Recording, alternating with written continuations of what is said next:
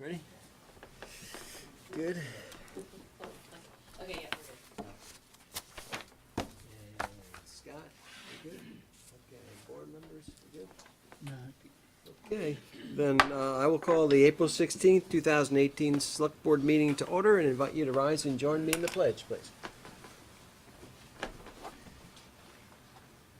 I pledge allegiance to the flag of the United States of America and to the republic for which it stands, one nation, under God, indivisible, with liberty and justice for all.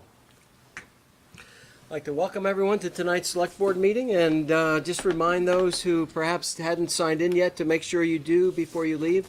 We need that for the minutes. And if you could turn your cell phones either off or at least to silent, we would greatly appreciate that as well, so it doesn't disturb the meeting. So our first or our next thing is agenda additions and changes. Greg or Evan, do we? One change, under the first-class liquor licenses, item 6A, T-Rex Productions is actually a first-time application, not a renewal. So if we can move them to a separate item. Okay. For first-class liquor license approvals. And then there are two sets of minutes from Irene, March 24th and April 2nd, 2018, for comments to the minutes. And you had mentioned that we are looking to put VNA, the discussion with visiting nurses, up a little. Yeah, if we could put the VNA, just swap C and D. If we could, is that okay with the board? Okay. All right, so we have swapping business items 6C and D. We have the minutes printed out from Irene, and we have the update of the T-Rex being a first-time first-class liquor application. So do I have a motion to approve the amended agenda? Thank you, Irene. Do I have a second? Second. Thank you. Elaine. Any further discussion about amending the agenda? Okay. All those in favor signify by saying aye. Aye. Opposed? Okay, motion passes 5-0. Thank you very much. Okay, now we're on to item 4, which is public to be heard. This is a time for the public to speak to the Select Board on any items that are not on the agenda tonight. Is there anyone here wishing to speak during public to be heard? Martha, if you could state your name for the record, please. I'm Martha Heath, and I chair the Essex Westford School District Board. Should I dive in? Sure, yeah. Let us Okay. know what's on your mind. All right. I'm here this evening because on Tuesday, voters within the village of Essex Junction received a ballot containing the name of Liz Subin for a school board seat, and that was an error. I think the board understands why the error was made, how school votes are warned and how municipal votes are warned in the village and the town are different. Mostly I would like to read into the record the reasons why we believe this won't happen again. Okay. Last year, we worked with our area legislators to try to get the statute changed so that the school board in Unified Union School Districts could warn the elections of its members. The law passed, but after the session was over, an error was discovered in the drafting of the legislation. So we were advised by legal counsel, both in-house and outside legal counsel, that the municipalities would have to warn the election of our school directors this Right. year. We are working with our delegation again, specifically Dylan Giambattista, who is a member of the House Education Committee. The right legislation properly drafted is in S-257. It's Section 8 of S-257. That bill has passed the Senate. It is in the House for consideration, and we have every reason to believe it gonna will pass. be signed into law. I think, to be clear, the Articles of Association the Articles of Agreement that establish the school district are very clear that there needs to be proportional representation between town outside the village, the town inside the village, and Westford for the positions of school directors. So, if for some reason that legislation shouldn't pass, then we will certainly work very carefully with the town office. We're sorry we didn't ask to see the ballots this time and head it up, but given that there were no contests for the school director positions, we don't feel there was harm this year. And I think Liz Subin, who is here, understands that she is representing, if you will, that town outside the village in her position on the board. Okay. Thank you, Martha, for coming in to explain that, and I hope things do pass in the legislature And and make can it a correct lot easier, the error. for sure. Thank you. Congratulations, Liz, on winning. And it was uncontested, right? There was nobody running against That's correct. you. I received a lot of votes though because of Penn State. Yes. Well, congratulations. So thank you again, Martha. I appreciate that. Anyone else wishing to speak during public to be heard? Okay, I just have something I wanted to share that on April 4th, I was contacted by Local 22 News for an interview regarding Vermont Systems Incorporated. They recently got a multi-million-dollar grant from the military to do some work on recreation software for many bases. So it was a big deal. So anyway, I gave them a quick interview. I don't know if anybody saw it. It was a 5-second one, but okay. Anybody else? Irene? I've been going to a couple of local community events, and as a select board member, I can't take that hat off. So I went to the dedication of the Habitat for Humanity houses on Park Street recently. Since then, I've also gone to a listening session hosted by the VLCT. And most recently, yesterday, I went to a seminar on providing sanctuary. So, been out and about. Thank you for sharing that. Appreciate it, Irene. Okay, if there's nobody else for public to be heard, then we're going to move on to item 5, which is a public hearing on the proposed changes in the FYE 2019 water and sewer rates. Aaron and Dennis, thank you. So I will, open the public hearing for that. Do you want to just give an update or an overview, and we'll see if anyone has questions? You have a long meeting, so it's probably better if I don't. Yeah. But there was a question at the last meeting that you had when we presented the budget about the minimum water usage. Right, and what rate to Provided a charge? memo to the board members on that. The intent would be for the board hopefully to provide us some guidance. We'd very much like to, after the public hearing today, I'll probably have to wait for the May meeting to actually Take action set the on it. rate. But if we knew that, we could change the documents between now and then, or leave them as they are between now and then. That's up to the board. Okay. Any questions from the board on that? Remember the discussion about the minimum usage rate, and it's been flat for how many years? 4 or 5? 4 or 5? 4, I think. Right? I would just like to ask whether it would be the board's pleasure to discuss the minimum rate, and because it has been flat for 4 or 5 years, and the average user rate for non-minimum users is going up by $11, I just want to know what the board thinks about the possibility of increasing the minimum charge $5 or $10, as outlined in the memo from Dennis and Aaron. Yeah, what's your thought on that? Anybody? Andy? Can I ask a clarifying question? Is it, the minimum, is it an annual minimum or a biannual minimum? Is It's it an annual minimum. So it's for the entire year? Yes. Or is it I mean, it's billed twice a year, but it's an annual minimum. Make sure the question was whether it means $5. Whether $5 means $5 or whether it means 10.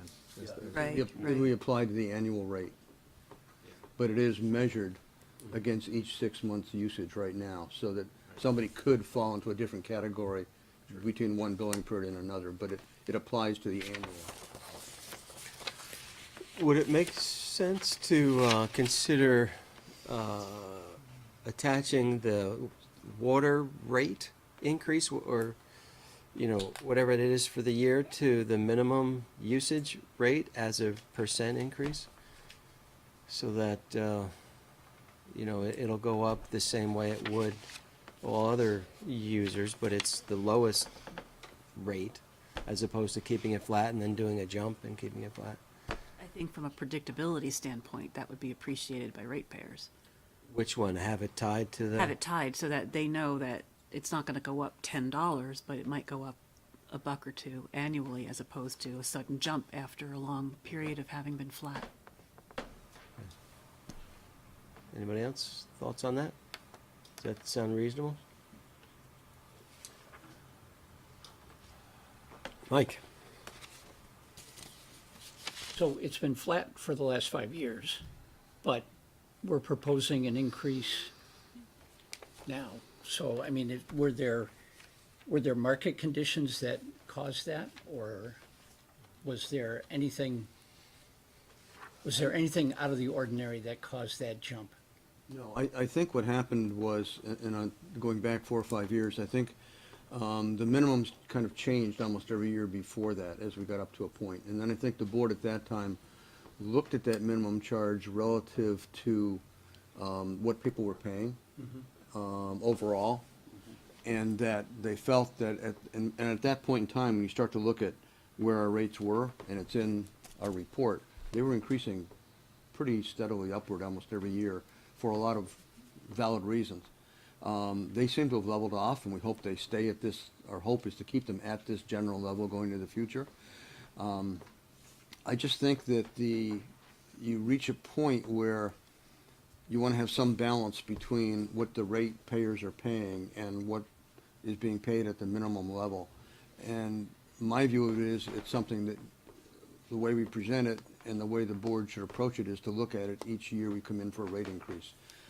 Where should it be? I'm not sure it should be tagged to a particular number, but that's up to you. I don't have an oar in that water. It's just that I think that it is something that needs to be considered, because in some cases it's small businesses, which we're trying to encourage. In some cases it's people who are living on fixed income, which have a limit in terms of their ability to pay. So I think that has to, and I think that's one of the reasons why it was kept low for a number of years, was trying to accommodate that level. But at some point in time, and that's why I tried to present the percentages and where they kind of fell against time. At some point in time, the minimums tend to get out of whack compared to what the normal or regular ratepayer is paying, because they do get fire protection and other protection along the way. And it may be the village has a different system of billing that's based upon a different way to set rates, and we've talked about this in the past. And again, this may be something that, as we talk about moving closer together, we may want to look at how we do set rates and what's appropriate. One of the issues we've talked about in the past, and I don't want to go into too deep, is the idea of a fixed portion of the fee. And that has some merit because a lot of our costs are fixed. It helps to stabilize rates, because as water use goes up and down, it's not, our revenue isn't floating all over. And in some kind of a stabilized rate structure, you might be able to base that back to what is the minimum that should be paid for things like fire protection and other things. We've never really done that kind of an analysis, and it's probably worth doing in a broader context. And I'm not sure that we're prepared to do it this year, but I guess the reason why we presented with some ranges is, both Aaron and I felt it probably was a good year to make a change without actually trying to indicate what that change may be, trying to fit it within what I would call the affordability, you know, whether it's 50 cents a month more or $1 a month more, to fit in that range, which we think is still affordable and provides people the services, the background services they still need. Andy? I think that if the average user, which is a 200 gallon per day user, if their increase is on the order of $11, that the increase for the minimum shouldn't be on the same dollar magnitude value, and that it should probably be on the order of half of that. So I would be in favor of the $5 increase For the year. for the year. Okay. Does that sound reasonable? And I would prefer a set dollar amount increase also. I don't know if it's any easier on your end, but when people say to you, hey, I'm going to Florida for the next 8 months, what's my minimum? Just for you to be able to quote them a number. I just think that's neater and tidier than ratcheting it up a partial percent, and then you have dollars and cents to deal with in the future. I really like round numbers. So that would be something that would happen if you reconfigured the billing later, like that's not something that happens now, right? If it's the board's pleasure to raise it to $5, then we would readjust our public relations information we put out for your next meeting, which does not have to be a public hearing. In fact, there really isn't a public hearing that's required on the water ordinance rates at all. But the board has elected to do that, so the public was informed, and it's a good idea. So it would be very simple to go back and just adjust that recommendation that the board would make, that what that new minimum charge would be, and put that out on the webpage and put it out for information for people. So again, it's out there, and then come at the next meeting, and hopefully the board would vote on it and set the rates in place. Okay. So we're talking about going from 165 to 170 then, right? Everybody good with that? Yes. Okay, all right. Any other questions on this? If not, I'll open it up to the public. If there's any questions on the water and sewer rate budget? Okay. Hearing none, then I would entertain a motion to close the public hearing. Who did that? Second. Was that? Okay, do I have a second? Is it? All right. Any further discussion about closing the public hearing on the water and sewer rate?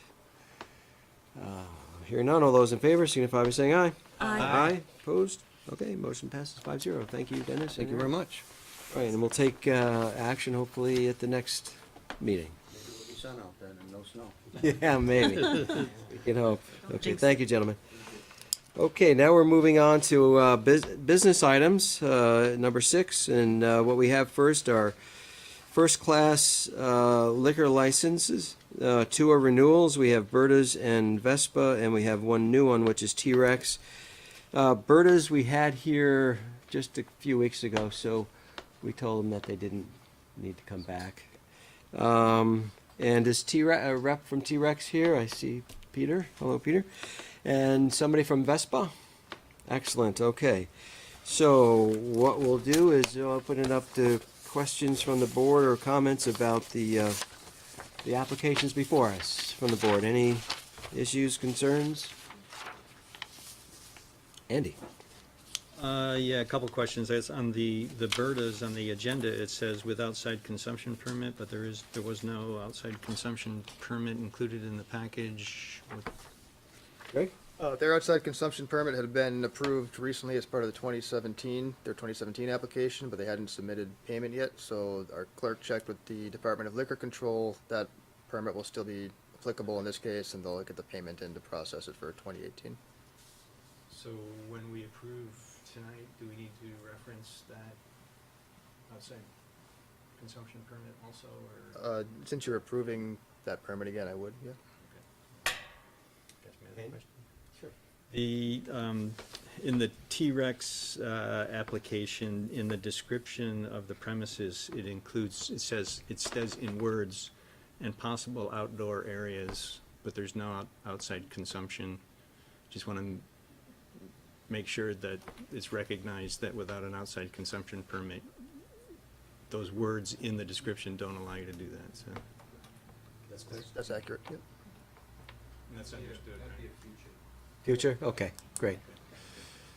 Okay. Any other concerns or questions on this? Police said that they were fine. Okay, so I would entertain, I guess we have to do a couple motions. Andy?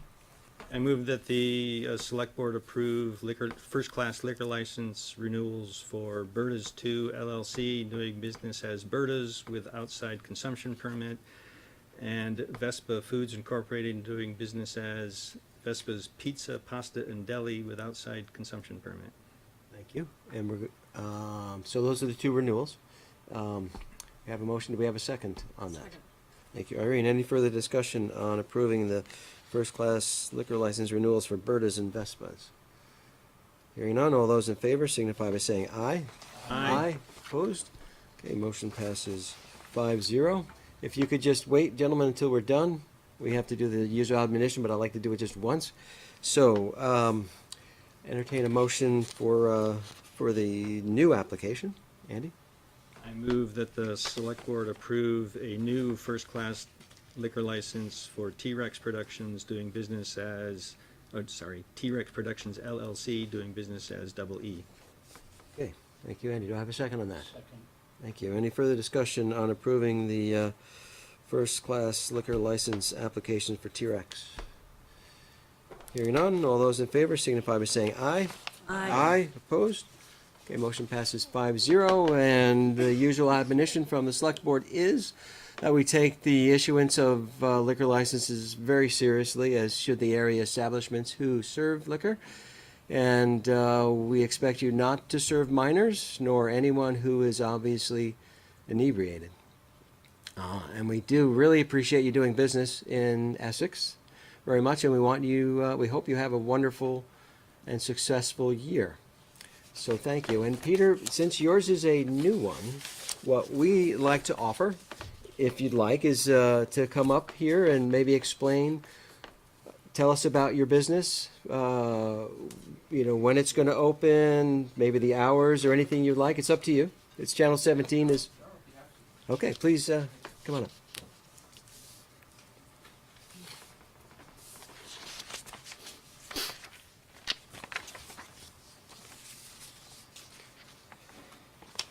Max, members of the board. Appreciate it. Lee, welcome. How are you? Very well. How are you? Good. Congrats. State your name. Peter Edelman. So I'm here. I guess I give you a little more of a bigger picture. Yeah, let us know that. We're on the news today. We're going to be on all channels today and the papers and all that. And basically, what I'm doing is looking to energize the outlet center and bring community, music, art, dining to the entire center. So there'll be a lot of changes. I'll be in front of you again, I'm sure, explaining more of that. Okay. One of the first steps in doing that was to look at the movie theater, which has a bar and which has a lounge and has a restaurant, and we had activated that years ago and hadn't done a very good job of operating it. And rather than have a product on the market that I wasn't proud of and that I didn't like the way it was running, it didn't have the style that I really was hoping for, decided to close it and wait until that time that we could find, or I could find, a good operator, both for the food and for the bar. And so, long story short, that has led to a change in everything that I'm doing out there, but a part of that is taking the theater, taking the T-Rex movie theater, which is our large one. It's the largest in the state. We have 400 seats in there, and it does a great job for blockbuster movies, and people love it for that. And it'll continue doing that, but it also provided an opportunity to what I felt was an opportunity to program it for music and live performances. So I've been fortunate enough to tie up with some very interesting characters who know a lot of interesting characters and bring them all to Essex. And I think it's going to really be a start to energize this. So I'll take a moment to really give a plug for what we're doing. And we'll have our first concert on May 16th in the T-Rex. And we've now also put in software to allow us to do online ticketing and seating very much as if you went to the Flynn Theater. So we'll have a section that will be a seated section for music and theater, and a section where you can be seated and or dance. And that's something new in all of the market. You can't do it at the Flynn, you can't do it at Higher Ground. You can do one or the other, you can't do both. So we'll be able to do both. I brought in Kevin Statzer, who is actually on this liquor. He took the seminar. I've taken it. I have to take it again. Mine's expired. Every 2 years. Yeah, every 2 years. I forgot that, but I have to do it too. He got 100 on his, and he's been at the Higher Ground for 20 years and operating, and he's had 0 occurrences of not paying attention. And so we're proud of that. And Kevin is just known in the music industry as, he's an icon. Every musician in Vermont would lay down for him because he's great. So Kevin and I and Eric Caval, and coincidentally, Eric's dad had a shopping center when I had it 25 years ago. We tied up to form T-Rex Productions. And as part of that, we're taking the restaurant lounge in the front, and we'll be activating that as also a restaurant and a bar, and bringing in local musicians for small acoustic sets or larger sets, maybe taking the small theater to do some acoustic music in there, and or comedy night or other things, so that we really have something new and special for the market. Very excited about it. For the food operation, I want to bring in somebody that also had a cachet and had their own vibe. And most everybody I talked to, and we're thinking, what's easy in the theater, what's easy to also ultimately take outside and inside, and wouldn't make a mess with the seats and the floors. And tacos is one of the things that really came up roundly. And looking at who does the best taco in Vermont, there's opinions for everybody. I felt it was the Mad Taco out of Waitsfield and Montpelier. They're fantastic. They're great operators. They know what they're doing, and so they're going to be doing, very happy to announce, they're going to be doing our food in there. And that will be part of a bigger picture, which I'll talk to you about in the future as well, in the near future. So as the first part of energizing the center, that's Okay. what this Very license exciting. is about. Yeah, I'm very new. excited. It's very cool. Okay, well, we wish you the best of luck, and thanks for sharing that with us and letting us know about it. Yeah, good luck on that, Peter. Okay, and those who are in for the liquor license, you're welcome to stay for the meeting, or you're welcome to go at your leisure. So, thank you. Okay, we're going to move on to our next. Oh, yes, I wanted to discuss policy about first-class liquor licenses. We had. If you want me to do it. Yeah, why don't you go ahead? So, we had a brief discussion about a particular liquor license case that's gonna come before you in about 2 weeks. They had a hearing before the state, and we were looking for some language as to first-class liquor licenses and why, if it's required by law to have first-class liquor licenses actually attend the hearing. And there is actually no law that states that. So it's, in the future, if you would like to have a conversation as to maybe if you want to continue that practice, or maybe in the, obviously new liquor license applications, you would want to have that. But if they have no violations, not have them come out if they don't want to, and then look at that process. So before we did that, we just wanted to see if you were open to that discussion. Okay. So- Great, so we'll add that to a future agenda. Thank you, Evan, appreciate that. Okay, now we're going to move on to item 6B, which are, we have interviews for the Conservation and Trails Committee, and I know Paula is here, and do we have Hillary? Hello, Hillary. So there's only one opening on the Conservation and Trails Committee, and we have 2 people tonight. So as is our practice, what we'll do is we'll invite the first person up on the list, which will be Paula. And Hillary, if you wouldn't mind just waiting in the foyer until Paula's done, and then we'll bring you in so that you don't have an advantage by listening to the ones before you. So thank you for your cooperation on that. So, yes, come on up, Paula. First, thank you for stepping forward to be willing to interview for this position, and so we welcome you. What we'd like to do is just give us a little bit of your background, if you would, about who is Paula DeMichael, and what your reason is for wanting to be appointed to the Conservation and Trails Committee. Do you want to start with my work or all the way back to graduate school? Well, whatever you think is relevant that we should know. Okay, I did a lot of work in nonprofit development and fundraising in Baltimore and Ohio. I moved to Vermont in 2006. I said that in the other meeting. And I started going to meetings in 2013, connected with Heart and Soul of Essex. And I started getting invited to do things, invited to go to the Planning Commission meetings, invited into TGIA.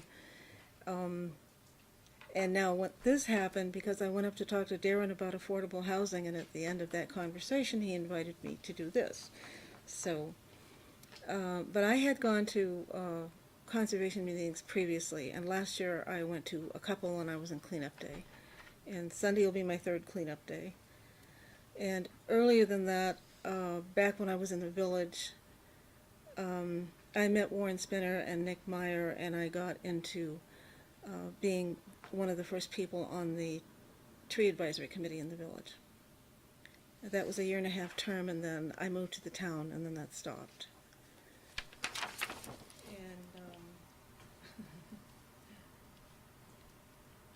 this is, I grew up in a rural county in northeast Ohio on Lake Erie.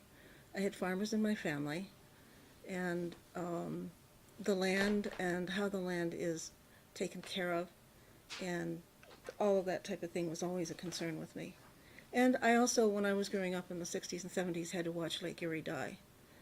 And I had a relative in the family by marriage who was one of the fishermen on the lake, and they all had to close down their businesses. So this was something that was always very much in my mind as I went on. And I lived in other places where there were other kinds of pollution, but the water pollution is serious. And when I went back to Ohio in 2000, I found that there was a group called the Ashtabula River Partnership that had been working for years to get the river dredged, and there were all kinds of pollutants in the river, including radionuclides, I think they're called. And I got involved in that as a citizen volunteer. So this has evolved over the years. And I don't remember whether I got invited to the cleanup day the first time or what happened, but somehow I got to the cleanup day. And so this will be my third one. Okay. Thank you, Paul. I'll open it up to questions from the board for Paula. Anybody? Is that a beginning, or? Were you going to say something? Me? Yeah. No, Oh, no. Go ahead. Go ahead.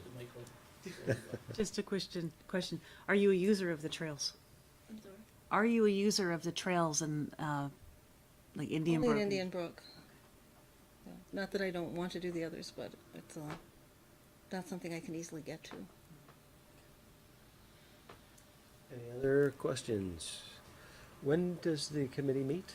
Second Tuesday of each month, and I think they just changed their time to 6:30 as opposed to 7, so Okay. slightly earlier. And they meet here? They meet here. Okay, and that works for you? That will work, yeah. Okay. Okay. If there's no other questions, since there are two for the one position, we'll near the end of the meeting, we'll go into executive session and have a discussion, then we'll come out and make a decision. And then somebody from the manager's office will contact you tomorrow on the result. So, thank you once again, Paula, for being willing to step forward and be on this committee. Thank you. And Greg's getting the other, okay.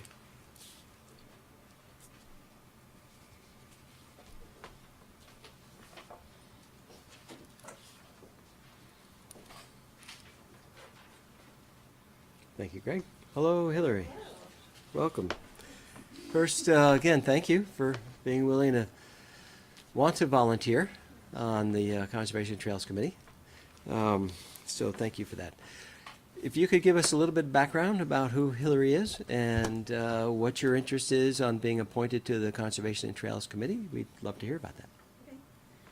So I grew up in South Hero, and then I moved to Essex in 2013. I actually went to Essex High School and then moved away and came back. So I just want to get more involved in the community generally. I was actually on the ad hoc committee of governance with Elaine and Mike. So that fizzled out, or that was put on pause when there was a lot of other moving on hiatus. I parts was going going to on in say, the town. fizzled out is not exactly the word that I was hoping to hear. So that didn't pan out properly. But so I have a young family. I've got 2 young daughters, and the Trails and Conservation Committee is just kind of, first of all, it's kind of more in my wheelhouse, more of an interest. We as a young family use the trails all the time.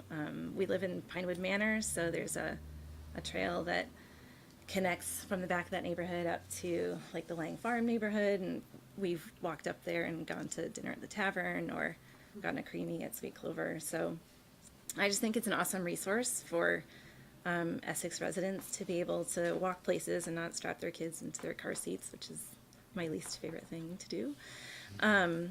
So I just think it's a really important part for a community like Essex that has, you know, such rural areas with like an urban development center. And as you're looking to grow that urban development center, just any way that you can connect neighborhoods and encourage people to come to that town center is just a benefit to everyone.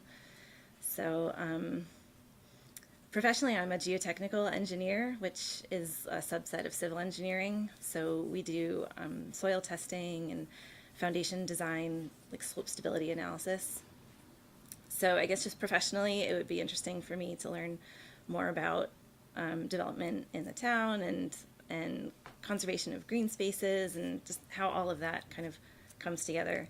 Like obviously development is important for me professionally, but as an engineer, it's also vital to maintain that balance of conservation and development.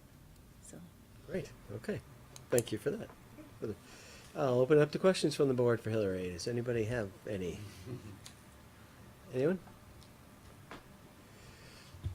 Okay, so I understand that these are one Tuesday a month?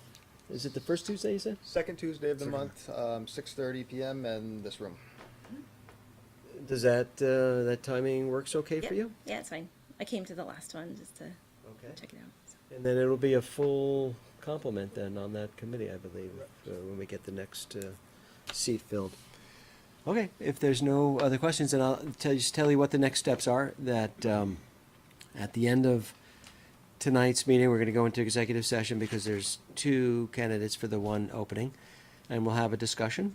The board will have a discussion, then we'll come out of executive session, make a decision, and somebody from the manager's office will contact you tomorrow. Okay. So. Great, thanks. Thank you so much. I really appreciate you stepping forward Thank like you. that. Good to see you. Thank you. Have a good night. Okay, we're going to move on to business item, the discussion with Visiting Nurse Association of Chitin and Grand Isle Counties, because we swapped C and D, so I'll invite Judy Peterson up to the table. I'll give you a couple of things. I think there's a copy here from you. Two documents. So, welcome and thank you for coming in. I know that we had asked you to come in, and Yes. you're on our the human service list for donations from that 1% that the good people of Essex had requested that we give out every year to causes such as VNA, and VNA is certainly one of our largest recipients.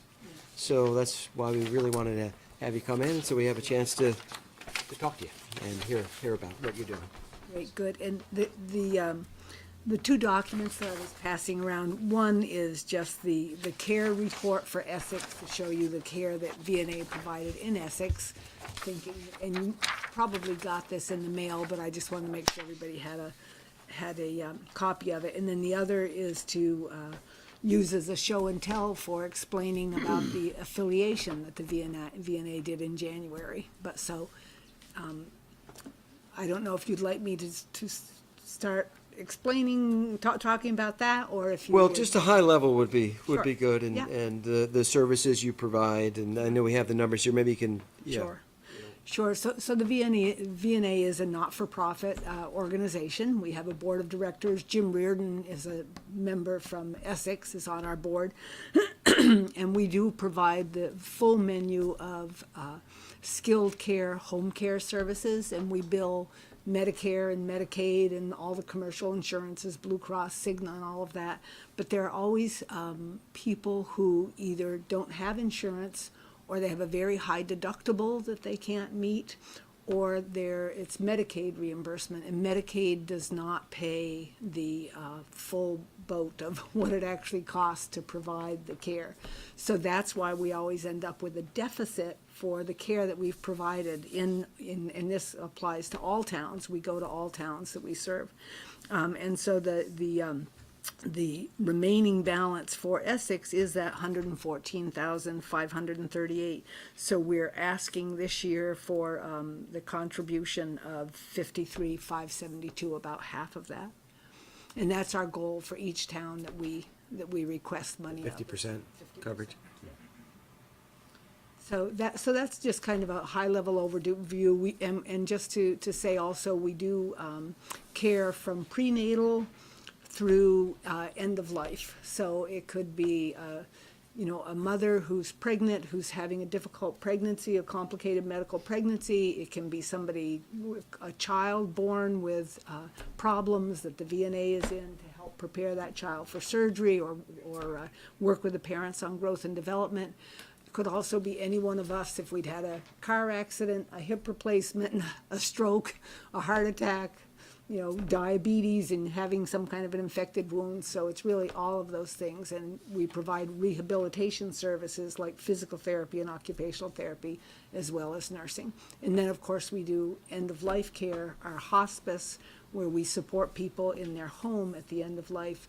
But we also have the VNA Respite House in Colchester that is a 21-bed inpatient facility for people at the end of life who aren't able to be at home. So those are our services. So again, you're looking at asking us to cover 50% of the value of what you're providing. Do other communities also pay the 50%? I know that's what you want them to do, but are That they is our stepping up? goal, and it really varies. Some towns are not able to get there. Other towns actually pay more than 50%. So that's, we have 50% as our goal that we ask each town. And looking at the sheet you gave us, it looks like it's 619 people in Essex during the fiscal year of July 2016 to June of 2017, which amounts to over 10,000 hours of service provided to those Yes, people. that's correct, yeah. And so you can see also that the cost of the services was actually over $2 million. We were able to bill, the majority of that to Medicare, Medicaid, and private insurances, but the unpaid balance is that 114. Okay, so that's about $5 an hour cost then? It's pretty impressive for nursing care. Yeah. Okay, thank you, Judy. Open up questions from the board. Anybody? Andy? So Max mentioned that 1% of our budget goes to human service organizations. Every June we make the decision as to where that money's to go, but we treat the VNA differently. I think there's some history there where in years past we used to sign a contract that resulted in quarterly payments to the VNA, and I think it has something to do with evening out your cash flow or something, and back many years ago. And we've still kept that quarterly habit for some reason, and so when we get to June where we're making our decisions, we've already given you your money, so we can't really make a decision around it. It was essentially paid in the past. And so my question is whether there would be any severe impact to the VNA if we treated you like all other. You know, it's funny because I'm sure it was set up a long time ago by people who aren't here today. And when I brought this up to my billing office and said, why are we billing Essex quarterly? They said, geez, we'd rather have a once a year, disbursement, yeah. So, yeah. Any other questions for Jake? Go ahead, Andy. So you gave us a sheet with the I think describes the affiliation with UVM. Yeah. Can you talk more about that? Yes, I'd love to. Does that affect your financials? No, the VNA still has its own balance sheet. And so when you look at this, what the Uvm Health Network really is it's the building of what we call an integrated healthcare system. So it's really asking the providers to work more closely together so that we can do a better job on patient care. So the network is comprised of 6 hospitals, 3 of them here in Vermont, 3 in New York, and then also that green box is the physician group. So those are physicians who are employed by those hospitals. And so then just in January, the VNA came on as community health, so that now it is not just hospitals who are working together to try to find better ways to do healthcare, but the VNA is now at the table with a voice. So that's honestly, I've been doing home care for almost my entire career. For 40 years I have been, and this is what I have always wanted, that we were actually able to be at the table on par with the hospital systems, because I've always believed. I had started my nursing career as in the Peace Corps. I graduated from University of Vermont, joined the Peace Corps, and I very quickly saw that healthcare really begins in the home. It's at the kitchen table. That I was in Central America, and anyway, it was always been my desire to be able to have community health services valued at the same level that hospital acute care services are. And now with healthcare reform that's really been, happening these last 4 or 5 years, there's this realization that you don't keep people well by having them in the hospital. They're in the hospital, they have an acute event, they go home, and then they'll end up back in the hospital if we don't really provide the community-based services. So the affiliation is a recognition on behalf of the network leaders that they really need to do more outside the hospital care, really support community providers to be able to do that care. So we still have our own balance sheet, just as all the hospitals do. We do our own billing, we pay our own staff. It's, totally separate corporation, but we have this affiliation with the network. So that means that we're all working together.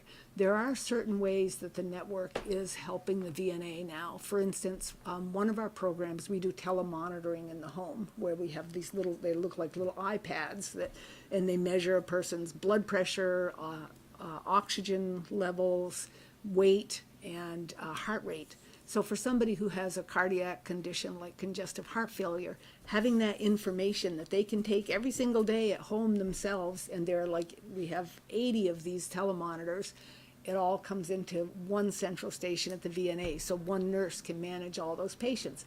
Really catch things early when there's a problem, and avoids hospitalization. There's a lot of real research that shows this. It's a fabulous system. For the VNA to afford to upgrade that system, to be able to do video, and just, how it is with technology, every so many years you really do have to upgrade it. We're not able to do that on our own. We'd have to try to borrow money. So in that instance, the network sees that value.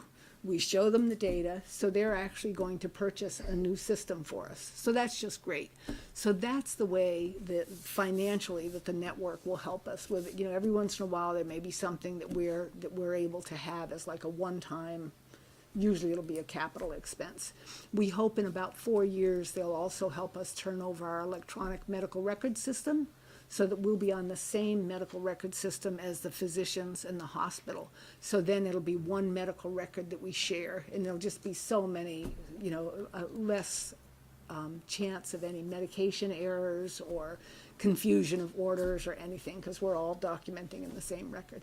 But that would be, a really great expense, but the network will help us with that.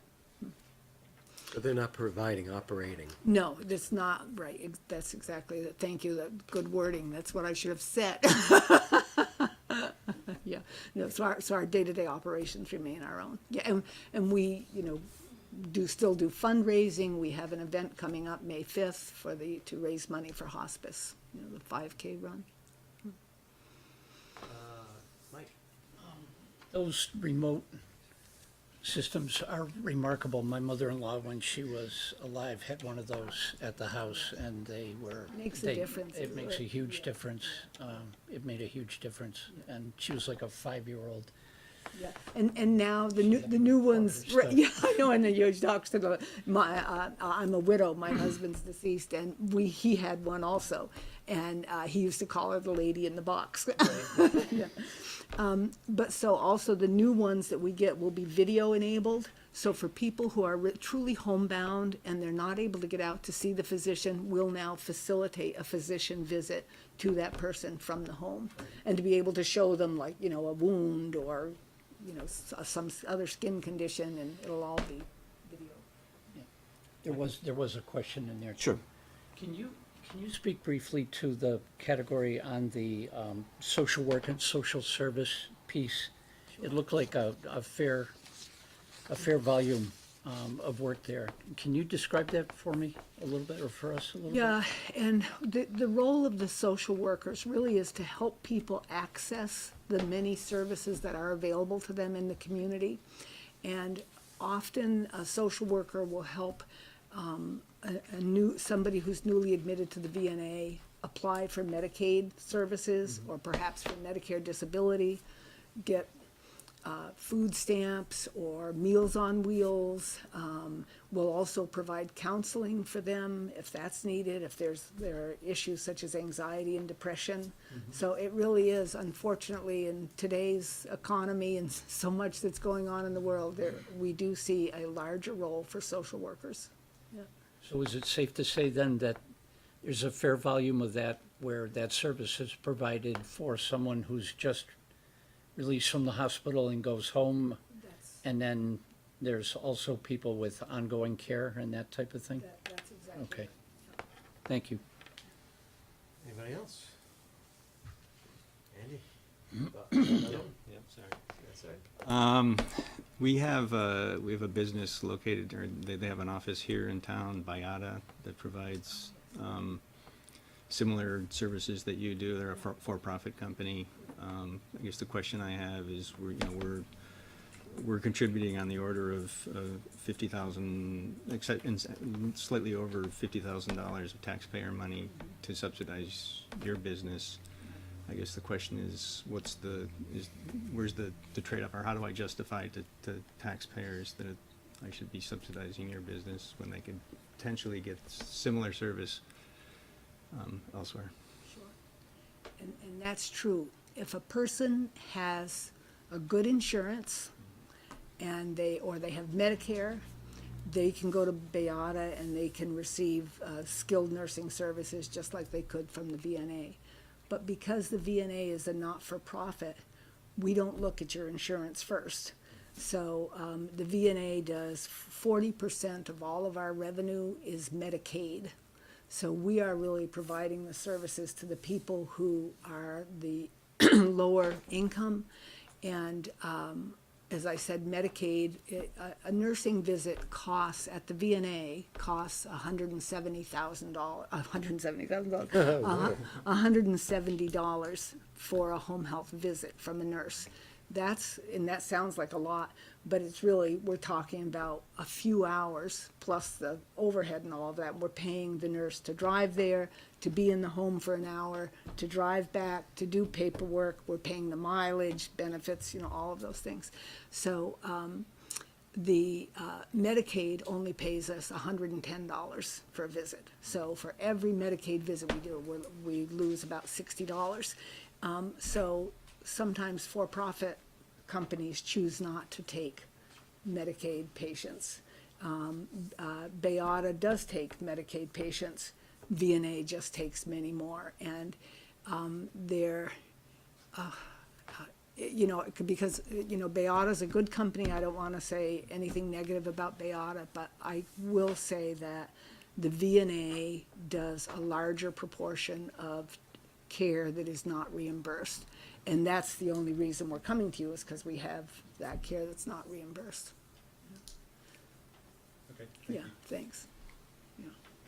So with the population in Vermont, and probably a lot of areas is aging, the workload on VNA probably will increase as well. Do you have plans for how do you grow to accommodate that? Or? We really are. We are really, one of the things we're doing is just looking more closely at data, making sure that we have data that shows the value of our services. Just this morning, I did a presentation for a group at the medical center about one of our programs that we're doing that really shows that we have decreased hospitalizations and decreased emergency room utilization by this population of people. So because I'm now able to provide that data, we'll be able to get some funding from One Care Vermont, which is the accountable care organization. So we'll get some funding from them for that program. What we believe is going to happen is within several years, Vermont's going to be paid with a capitated or a global budget. So One Care Vermont, for example, will receive, and this year the all-payer waiver is in effect in Vermont. So there's a global amount of money that's being received for Medicare services. So everything the VNA does counts against that. We're still billing Medicare the way we do now, and we're not at financial risk, but the hospitals are. So when that money, you know, if we all spend more than that, the hospitals lose that money. If we spend less, there's some incentive that you share the excess with the government, with the federal government. But so because healthcare is changing the way it's going to be paid in the future, this is our opportunity to really make sure we've got good data, we're showing our value, we're really doing very high quality services, and really making sure that we're fine tuning what we're doing, and that, you know, we're very, very aware of that and doing that. So I believe that in the future, because the healthcare system needs to do, you know, I don't know if you've heard of the triple aim. The triple aim is they have to do better outcomes for people, better patient satisfaction, and do it at a lower cost. Well, you don't do that by admitting people to the hospital. So there's going to be more and more of an emphasis in community care. And I think that going forward, home health agencies, but also mental health organizations, councils on aging, I think will be positioned to receive more funding in the future to support the services we're doing, because we are going to be doing more also. Right. Yeah. Okay, good. Thank you, Judy. Any other questions? Judy, I want to thank you for taking time out of your day to come and have a conversation with us. We appreciate you answering our questions, and thank you for the services that you provide to our residents. Well, and thanks so much for, because you had these questions, inviting me to come. I mean, so much better than just assuming, you know, answers. Yeah, that's why it was so important Yeah, to do yeah, this. really appreciate that. Thank you very much. Have a good night. For your evening. Okay, we're going to move on to the next item of business, which on the agenda is 6C, and that's the facilitation plan for firearms ordinance discussion. Hello, Jennifer. So Greg, you want to intro that? Sure. So Jen and I sat down after our last meeting and looked at some facilitation options to bring back to you and try to come up with a plan to actually start this engagement process with the public about how to look at the firearms ordinance, and based on the police chief's recommendations. Came up with two options, and I can try to answer questions about them. There's some timelines in here, but just the quick overview is basically option A is the faster approach. That would be Jennifer working with a few members of staff as kind of a small advisory team to go through and come up with a more specific plan in terms of a community outreach forums, guiding the survey, figuring out focus groups or smaller input options that might be available. Working through there, and engaging the public in all those ways and getting a report back to the select board in time to make any changes before this hunting season, if there are any changes to be made. Now, those wouldn't be Would recommendations not per se, though. be a right? recommendation. It would simply be a summary of the findings based on all the engagement options, and bring it back to you to see if the board is ready to make a decision, or if there's something that's clear that comes out of the engagement pieces where it makes it easy for you to make a decision. Option B is the slower option. That would be similar to above, except that in addition to just a staff advisory team, it would be reaching out, finding some members of some residents in town, representing a diverse group of people, hopefully to come together and be part of that advisory team and guide that process. Still doing the same types of outreach, still doing the same types of engagement and those types of things, but having a broader group of people doing it. The idea there would be able to make a recommendation to the select board based on some of the findings and feedback from the public. The issue there is that it'd be a slower process. We'd have to kick it out a few weeks even just to do the interview process, the application process to see who's interested in joining on that committee. Being able to work through and actually make recommendations would take a longer time, try to sift through that stuff and see what is viable and make a recommendation to the select board. And it's not something that Jen or I feel can be done in terms of this hunting season. So those are the two options. Staff's recommendation is to go with option A. It's the faster option. It's a little bit more responsive in case there are anything that does come out and is clear and can be done this year. Trying to leave some time to make any changes if any are necessary, or that's what the public puts back based on some of those engagement options, but also having time to publicize any of those changes before rifle season takes effect in November. So those are the two options. Like I said, there's some more details in the memo about timelines. I'm happy to answer what I can. Jen's here to chime in if need be, and that's it. Okay, so again, A would, the timeline would allow us to, if appropriate, to make changes in time for this upcoming season, and B would be slower. But they both deal with the chief's report, right? Yes. And he had the town broken up into different zones and various options that could be for each zone. And select board was thinking about making the decisions ourselves, I think, a while back, and we said, no, let's get more input. So what's the board's, who wants to kick off this between option A and B discussion? Anybody? I see Andy's hand go up, so let's start with you again. As I've said before, I don't think I'm not in support of having yet another committee formed. I think we did that the last go around, and I think it's time to collect inputs and have the select board make a decision. And I'd like to have it happen sooner rather than later. So I'm in favor of option A myself. Very clear. Anybody else? Mike? I also, I'm in favor of option A, for reasons slightly different, than Andy. I think I think that, this board has escaped, by having two incidents, of bullets in houses. And I'm not willing to wait for a third. So the sooner we can get this resolved, the better, as far as I'm concerned. Okay. Doing it doing it before this hunting season, I think would be a good idea. Okay, thank you, Mike. Irene or Elaine? I just have a quick question. Sure. Greg, can you just very clearly state the difference between the public input process that would happen in option A and the public input process for option B, and what the results what would happen with those comments? The options would be pretty similar. Jen, jump in if you feel differently, but the options for the actual engagement would be very similar, where the idea is to do kind of a community kickoff event at some point, have an online survey, and then do some smaller or groups, focus groups, forums as necessary if we get to the point we think that's should happen. Option A or option B, that's the same.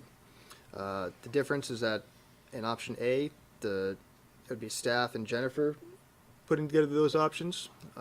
With option B, it would be Jennifer, staff, and some residents who are interested and want to form an advisory committee, or want to be part of that advisory committee.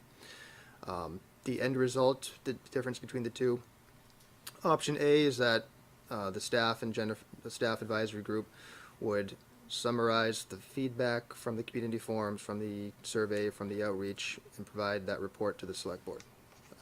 Under option B, the advisory group with the residents on it would be sifting through some of that feedback, seeing if there's recommendations that that group can make to the select board. So option A means that this board and the staff and Jennifer will make the decisions. Well, Jennifer will help guide us make the decisions. This, if I can interject, Please. the board would make the decision. Jennifer would guide the process, facilitate the process, staff would be part of that, and we'd be presenting you with a summary report, but the decision would be the board's. Okay. If you want to look at some language for that, on the second page is roles and responsibilities for each option. So the role of the board in a short option is to interpret findings and make a decision. In the second option, you have an advisory committee that's interpreting options and recommending a decision. One takes longer than the other. So the role of the public in the first option is to provide input. The role of the public in the second option could be a little more nuanced. It's not just input, it's also interpreting, maybe developing. Okay. So everybody- So I have a clarifying question. This ordinance that we're looking at is just covering the area of town outside the village. Is that true? Yeah, the no discharge zone in the firearms ordinance, there's already no discharge within the village. So this would be looking at the ordinance, it applies to basically the town outside the village, because that's where there's areas where you can still discharge. So is there any chance we can combine those ordinances because we are the select board that has jurisdiction over everything? And consider melding that ordinance that exists, the regulation, I guess it's called in the village, with whatever we're doing so that the select board is actually deciding a townwide issue because we're a townwide board? Don't have the ordinance in front of me, so I'm not exactly sure how it's written, but I'm pretty sure that all ordinances are almost the same between the town and the village, because it's the police who are usually enforcing it. So without having the ordinance in front of me, I can't say exactly what the village is, but I think the town ordinance is no shooting in the village, no discharge in the village. I have to get back to you to confirm. So what about option A versus B from Irene or Elaine? Which? I'm in favor of option A. I think it's more important that we move to take action sooner rather than later in the event that something else happens. Or at least consider taking action, right? We don't know what. Consider taking action, but with the goal of taking action sooner rather than later. Irene? I'm in favor of A as well. Okay. All right. So, it sounds like A is the option, but what I'd like to hear from anyone in the audience, I think we have some people who are interested on this topic. So, I'd like everyone who wants to speak to be able to speak at least just once, and keep it brief if you would. And before you talk, if you just state your name for the record, please. And I'll recognize the gentleman with his hand up. Ben Bro. Hello. I actually had sent you guys a Yes. letter that Yep. I think was included. It was in our packet, yes. And so I'd just like to expand on that. In there, I referenced the March 20th, 2017 Select Board meeting, where we discussed, it was discussed how we were gonna go forward with this. Before I wrote you the letter, and again last night, I reviewed the video from that meeting, and I'd just like to give a few, Sure. brief things from that.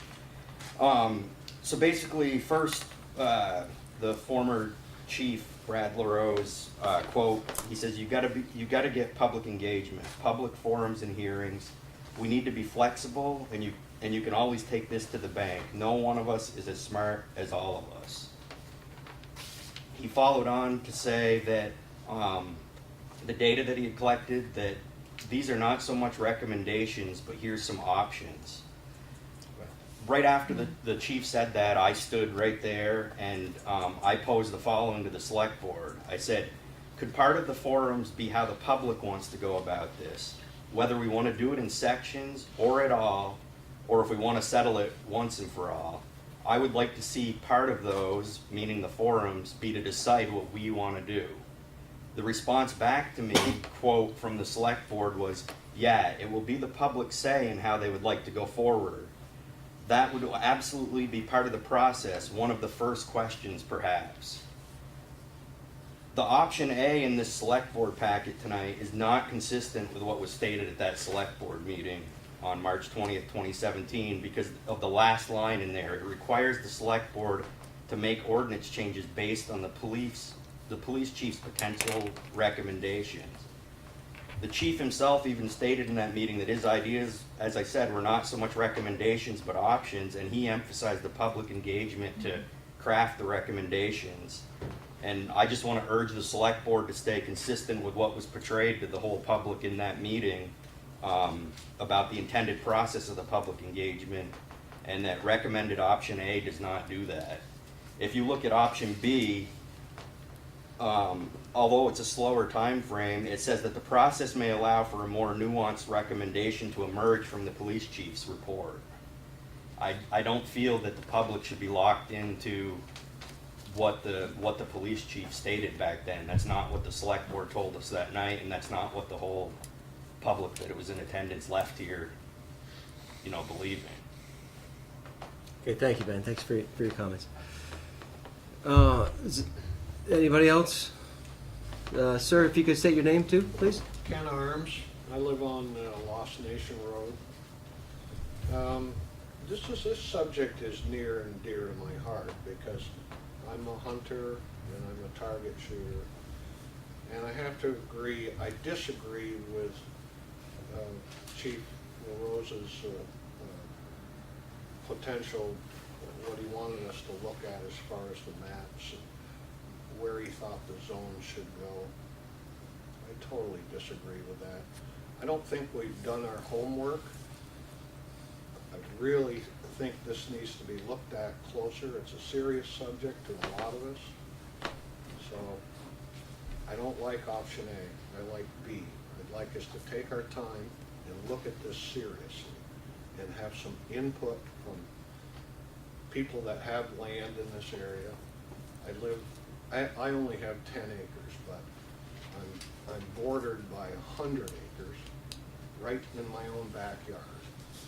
And across the road, there's probably 500 acres, which is part of the chief's recommendation that becomes a no shooting zone. That's 500 acres of woodland that you're saying, shut it down. So, along with that, I would certainly volunteer to be on the board with option B to do some serious,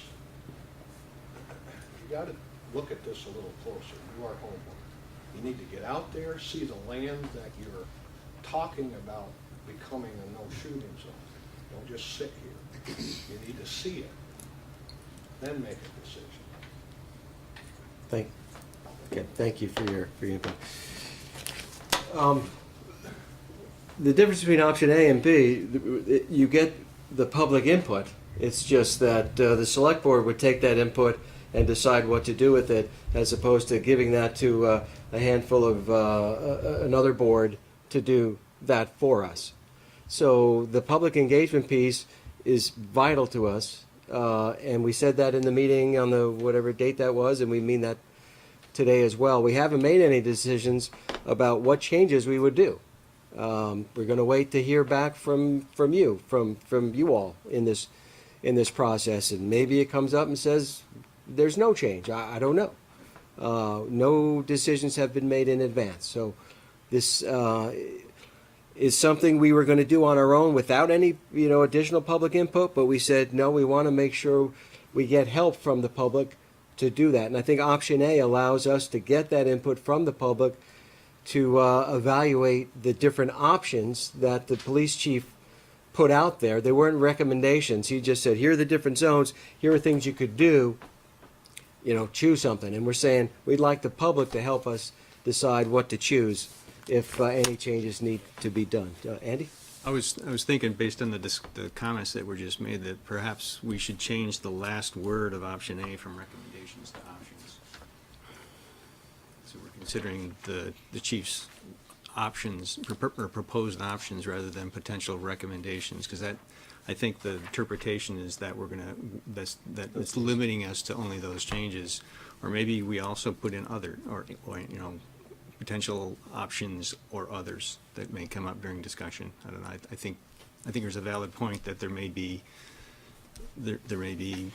other ways that aren't already documented in Brad LaRose's memo that we could consider. But I think we had that discussion with Jennifer, and we were saying that that's a different process than if we say, here are the options, or make one up. That's a different process, is that right, than looking at the... Yeah, I wonder if this gets you out of the bind, though, that you're talking about, which is if you go with a short-term option A and you get some really clear feedback that in some of those options, there are clear answers, and in some of those options, they're inadequate to fully represent the interests that are represented there, doesn't preempt you from saying, here's a very clear trend that's coming out of this input process, and here's where the work still needs to be done, and there needs to be a little bit more thought for the nuanced kinds of agreements.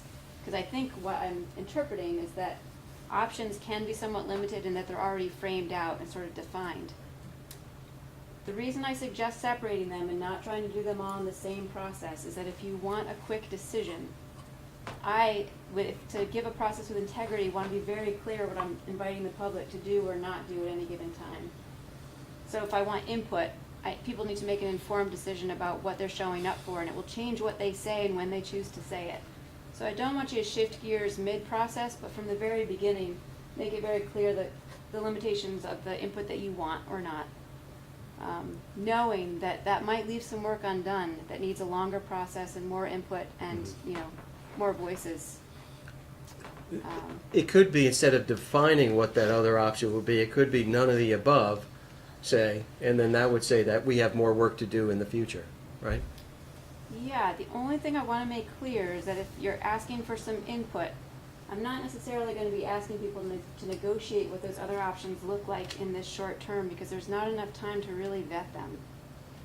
And I don't think I wouldn't want to put anyone in a position of signing up for a process and then having it change midway and not really know what they were agreeing to or showing up for. So, just to be really clear that if you're looking for some input on some options that have been defined, you can have a process that with integrity makes room for those voices, even if those voices are saying this is super limiting. That's an outcome of its own that might be useful too. Mm-hmm. The longer term option provides for those nuanced pieces because it's input that goes to an advisory group that then goes back and forth between different groups if there are other options that need to be defined, vetted, tested, discussed. But we could do that You at still a can do later that, time, yes. should we see that there's a need for that, right? And you can also frame out what that conversation is about, absolutely. So if there are some easy decisions to make, you can make them in the short term.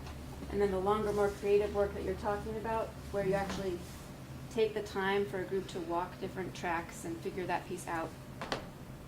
Doesn't mean it can't happen, it's just those two processes, to combine them together, I think is problematic for everyone who gets snarled up in it. Yeah. And I think it was a valid point too, that before any final decisions are made on any of these zones, that we probably do need to arrange a field trip to really touch and feel and see it. That's a good recommendation. Okay, sir? My name is Jeff Kirshner. I live at 247 Brigham Hill Road. When I read option A, my understanding of option A is that you guys are going to pick one of those options in the chief's report. That's how I read it. I don't know if that's true, but there was very little wiggle room, if you will, in that. It's a subject very near and dear to my heart as well. I've lived in Essex for over 40 years. I've hunted, been outdoors since I was 10 years old. I passed the hunter safety, hunted with my family all that time. I now have a young son who passed his hunter safety at 10 years old, and I'm trying to give him those experiences as well. And one of the things that we've always wanted to have in our family is a place that we could do that ourselves. A lot of my life I spent in Essex Junction. I recently moved to the town, and I bought one of the bigger residential parcels of land in town. It's not the biggest, but it's one of the biggest. I have 43 acres. It wasn't in the shooting zone when I bought it 2 years ago.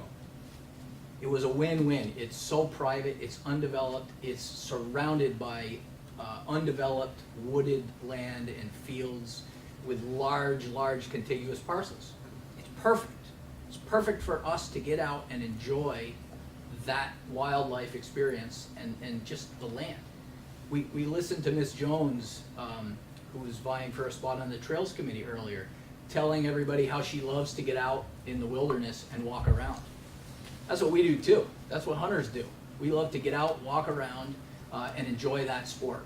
We love to target practice. The chief zones, to me, some of them don't necessarily take into account the size of the parcel and what's around it. Is it contiguous to a bunch of houses, or is it contiguous to hundreds of acres of open land? I'm not saying he didn't look at that. It doesn't appear to be so based on that, on the highlighting. I would definitely encourage you to go on a field trip, and I will volunteer to have you all out and we'll go for a walk together and show you. I have walked the land, I've walked off of my property, and you can walk for hours and not see anything. It's wonderful. Zoning. A lot of my land is zoned conservation. I can't do anything with it, really, except walk on it and recreate on it. That's why I bought it. For me, that's exactly why I bought it, because nothing else can happen there. So we can continue that experience that I experienced when I was younger, that I'm passing on to my son and the rest of my family. Finally, I just want to say that I know firearms is a tough subject, especially right now. But safe firearms can happen. Safe shooting can happen. Need to be responsible. Safety is always number one priority with us. When we pick up one of those firearms, that has to be the first thing that goes through your mind. And it's taught at the hunter safety course. Hunter safety course doesn't necessarily mean hunting and only hunting. It doesn't teach us to be hunters. A lot of the course, and I would say the majority of the course, teaches us about guns and safety of guns and those consequences of every time you pick that firearm up. That has to be just embedded in you, and it is, I bet, for everyone in this room that has done that. So I just want to stress, let's be careful, let's think about this responsibly, because safe firearms and shooting can happen. Thank you. Very good. Anybody else? Sir? David Scopin. I've been a shooter also for probably the last 25 years. All of my shooting has been safe because all of my shooting has been at a range. The range was set up for ultimate safety in use of firearms. I love to shoot. I love to target shoot. I am not a hunter, but the thought of going out anywhere during hunting season in a state that has a reputation for, on occasion, having a stray bullet take down a civilian scares the daylights out of me. I hope everyone shoots safely at a range. They do exist. They're not that far, and they're available for all of us to use. And that's what I would hope that we would concentrate on. Thank you. Thank you. Is there anyone else here tonight wishing to speak who hasn't spoken yet? Okay, thank you all for coming in, for your input. Okay, any change in position? Andy? I'm gonna confess that I don't remember exactly what Brad LaRose's recommendations were, so I'm a little uncomfortable without having those recommendations fresh on my mind to constrain myself to only those recommendations, if that's the path that option one takes us, or option A takes us down. Well, it could be that none of those options are good. And if that's the case, then it says we have more homework to do. And we could have another process.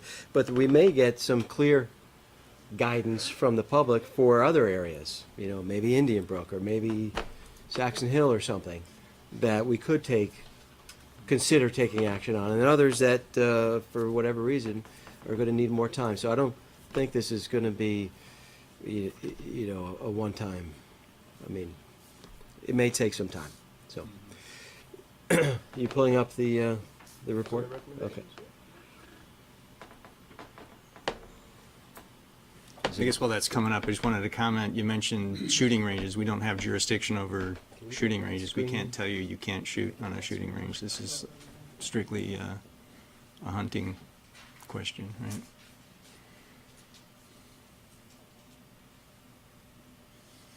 So we're just trying to pull up what the chief's report that had the different zones and recommendations.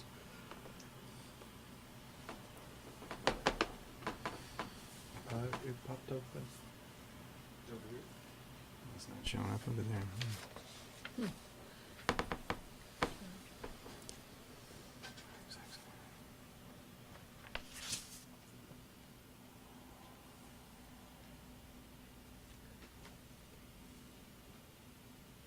AB.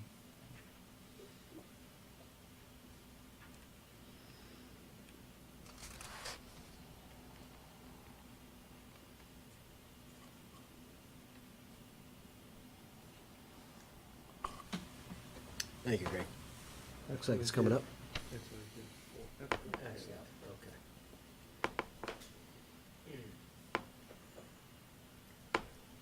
So it breaks down possible priorities in the Indian Brook area, Saxon Hill Forest area.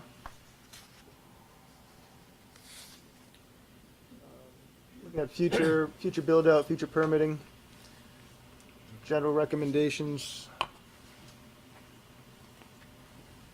This is the 2009 report and the recommendations from that. And then has some examples from Williston and Colchester as well. And here are the zones that the chief references in the report. Greg, can you point out, is there a map that points out, there was a map that had indications of areas that were mapped for additional development in the future? And is there one that overlaps that with conservation zone? Or are there does either map offer that? That might have been from an earlier version of the report. Yeah, it could have been a different report. It's Williston. Colchester. Previous report? Okay. Yeah.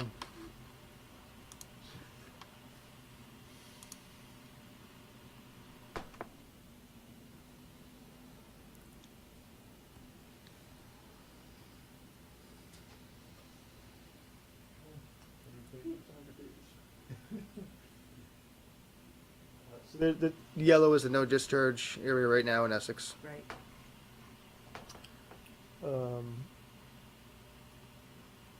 The dotted line is the no discharge, and this is the density in 2015, as of 2015. Okay. This is future, it's the official zoning map, which kind of maps up with future land use. Map is similar, so the green areas are conservation zone, there's 10-acre zoning. The brown is agricultural residential, that's 3-acre zoning.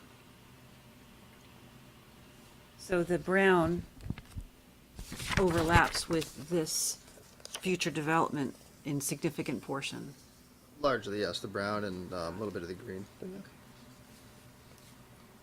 I say one more thing while you have the maps? I know I spoke already. So one of the things, you just held up that map in blue.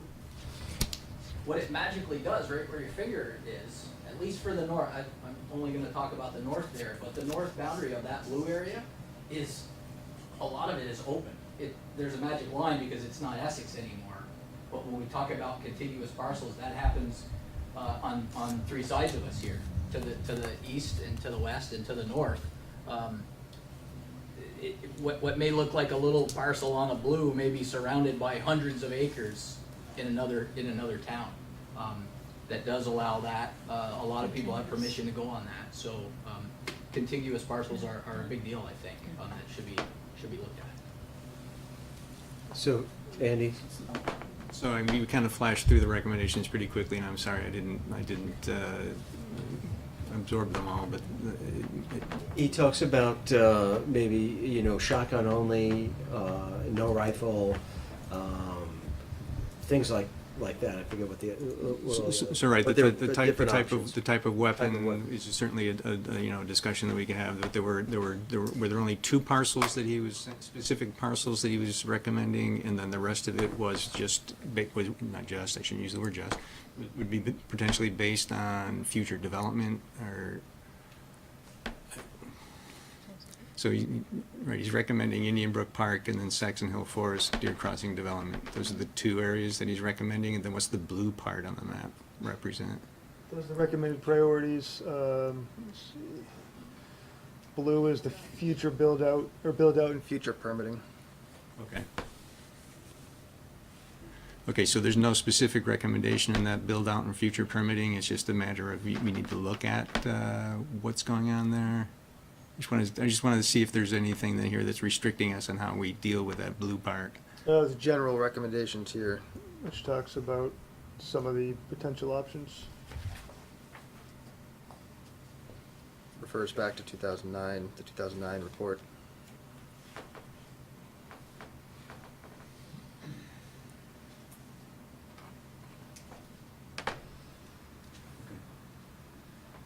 Mike? Based on your earlier statement, is it safe to say that if we come back with accepting none of the chief's recommendations, that we're right back to square zero again? If the input comes back and it's not, yeah, and it's clear that the recommendations are not anything that the public wants to consider, then yeah, we're going to need to consider doing something. But remember, there's different zones, and some may be more clear than others, and from those that are clear, we can consider taking action. Those that are not clear, we should talk about what needs to be done to make them more clear. My only concern with that is that it will get shuffled down the list. That's the only thing that concerns me about that. I'm sorry, can you say it again? Yes, Max just gave the option of implementing some of the changes and then coming back to review and discuss in more detail some of the others. Mhm. My comment is that I am concerned that it will get bumped to the bottom of the list and it'll be another 5 or 6 year period before we pick it up to talk about it again.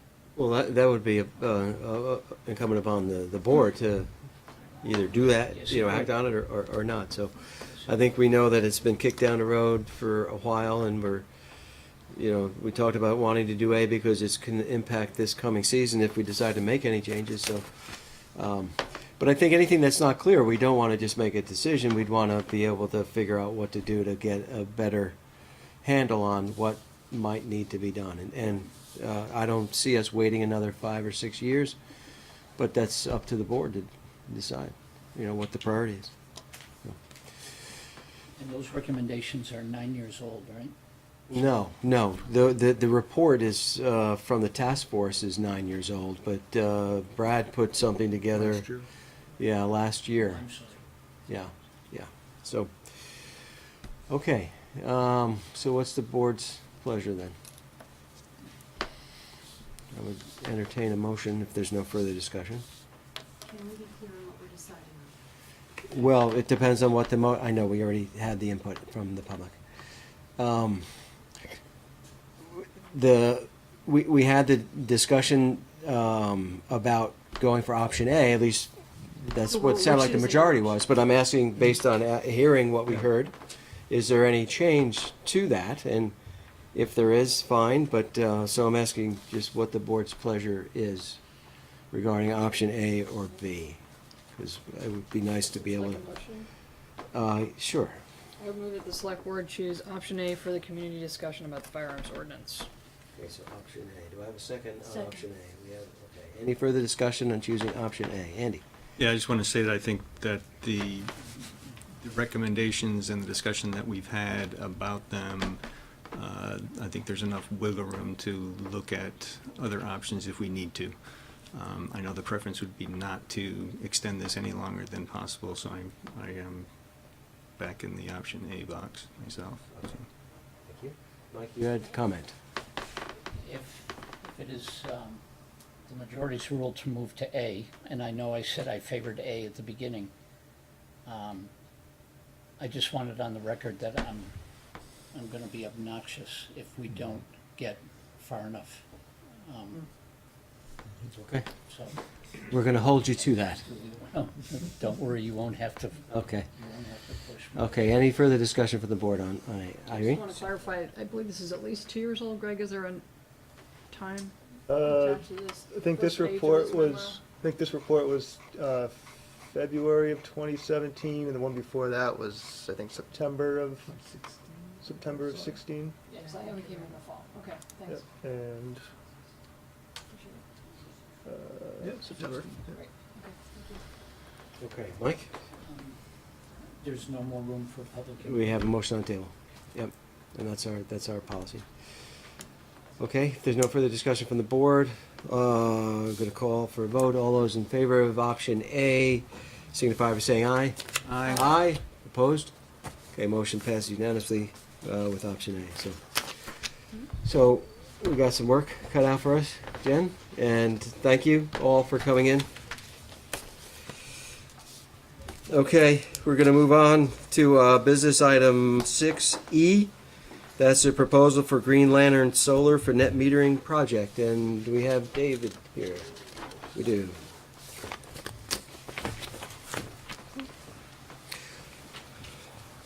I brought a few friends with me. Okay. I think you probably recognize these fellas. Yeah, just for the record, if you could state your names once again. I know you're all from the... Will Veve from Green Lantern, developer of this project. Okay. Victor Veve. Green Okay, Lantern. yeah. And David? It's open. Hello, David. Thank you for coming, gentlemen. Sure. So if you could, walk us, kind of high level there. We've read what's in the packet, but... Well, you would requested that the committee take a look, and I was tasked with the job, so I did. And as you've probably already learned from my email, I was very impressed with what I found. And when I brought it to the town, and Greg and Lauren looked through things along with at least 2 or 3 others, we came to the conclusion that this was something that would benefit the town a great deal. I've talked to the trustees last week, and they went ahead and approved the project because they would be also another off-taker. So unless you have questions, I would simply say that I think we're in good stead to go ahead with the project. Okay, all right, so let's, Greg, did you have If I something can you just wanna add to what David just said, what we're bringing to you tonight is as David said, the Energy Committee has vetted this, staff has vetted this, we're comfortable with it, we think it's a good thing to pursue, but looking for the board to sign off on that. If you do, we can go through, we'll get the contract cleared up, make sure it has a legal review, and have everything else tied up to bring back to you for final approval. So we're looking tonight to see if you're supportive of the concept and the idea. If so, we would bring it back for the final approval. And if I could just interject, I can give you guys a quick update of where we're at since we've last met with you, which I think is important. Yeah, if you could take us from what's changed since then, that would be good. Yeah, now what I printed out here is just a real quick kind of like PowerPoint presentation, but basically the project as proposed when it was originally presented to you has been approved as presented. The certificate of public good was issued just a while back, about a month and a half ago. So we're moving towards the actual construction right now. As David said, we did meet with the village trustees, made the same presentation, offered them the same net metering discount as we're offering to you, whereby when the project is completed, the town and village would both be off-takers, and potentially based on the Westford school system, they would be the third off-taker, and we're working through that right now. So rounded out, all of the net meter credits that are going to be produced by the facility will be kept in the town. So the town, the village, and the school. And then as a recap of what the town stands to benefit from by entering into this arrangement is roughly an equivalent savings of $17,700 a year on your electrical spend to Green Mountain Power. And that's on a year-by-year basis over an initial term of 20 years. And in that initial term, the savings is roughly calculated at $340,000. Over how many years? 20 years. Yep. The other benefits from this project are going to be adding to the local tax base, split between the municipality and the state, and the education taxes that will be paid by the project. It's roughly about $10,000 a year for a project this size. We're also a Vermont company, employing Vermonters, live right down the road from you in Jericho, have our office here in Essex. So we're excited as locals to be bringing this locally to you as well. And we're going to be good, clean, quiet neighbors producing reliable, renewable electricity. Yeah, on a personal front, Will and I are planning on owning the land, so we're gonna be here. Good. Evan? Gentlemen, at the village presentation, you also mentioned the state's goal of getting to renewable by a certain date and how this impacts that as well. Yeah, so under the new net metering rules, the renewable energy, there's three things that are produced from the facility. It's electricity that goes back into the grid, net meter credits, which we produce, which we're going to place with the village, town, and school, and then renewable energy credits, which get retired back to Green Mountain Power. And those renewable energy credits go towards the Tier 1, Tier 2 renewable energy portfolio for the utility, which goes towards our renewable energy standards, making this project a renewable energy project and counting towards our 2040 goal. Okay, questions, Andy? Yeah, the document that we were given has different numbers than the table that you handed out. You know, order of magnitude difference of 2. And one we have is in the says 400s. it's like $8,500 a month is the savings, and you've got 17,700 here. So they're just. Yep, I might have printed the wrong sheet. Apologize for that. So which one's wrong? The printed one that you handed out tonight, or the? Because I don't see a date on either chart.